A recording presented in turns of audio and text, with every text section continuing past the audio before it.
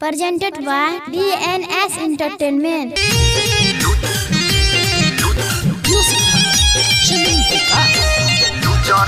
आप सुन रहे हैं पीके म्यूजिक की शानदार Mixed by Sujit Saharsa. छौरी बंगाली नचे हाली हाली नैते हो जैतौ खतरा गे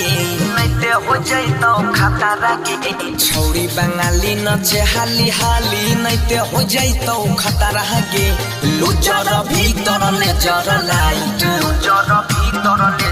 हे गई लुचर भीतर ले जर लाइट बार तो छौरा छी हतरा गे लुचर भीतर ले जर लाइट बार तो छौरा छी हतरा गे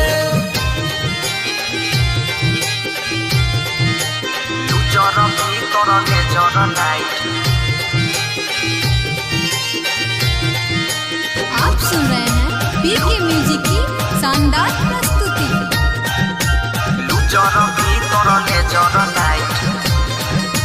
Mixed by Sujit Saharsa. छै के दबंग जिला मधेपुरा सहरसा तोरा ऊपर कहर देतौ पैसा के खाली भरोसा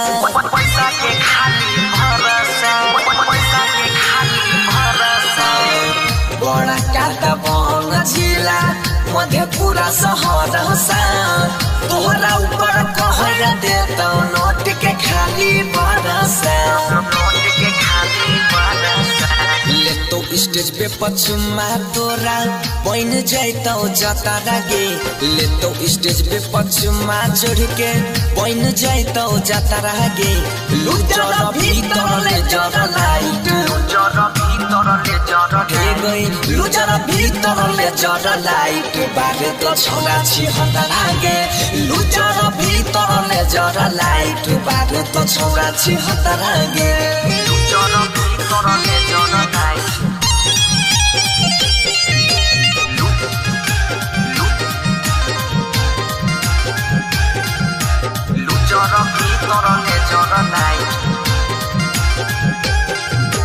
Mixed by म्यूजिक की Sujit Saharsa. या बुनै खगड़िया जिला के लिए छौरी साटा गे नैते बनसिया ले तो बिछाई के दो पाटा गे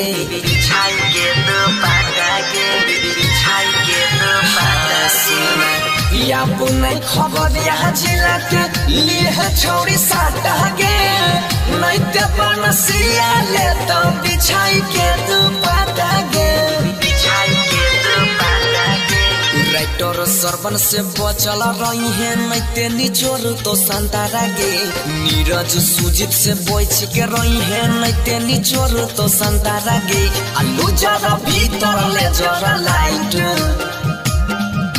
हे गई लुचर भीतर ले जर लाइट बार तो छोरा छी हतरा गे लुचर भीतर ले जर लाइट बार तो छोरा छी हतरा गे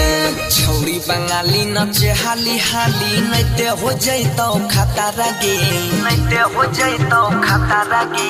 छौरी बंगाली नचे हाली हाली नैते हो जैतौ खतरा गे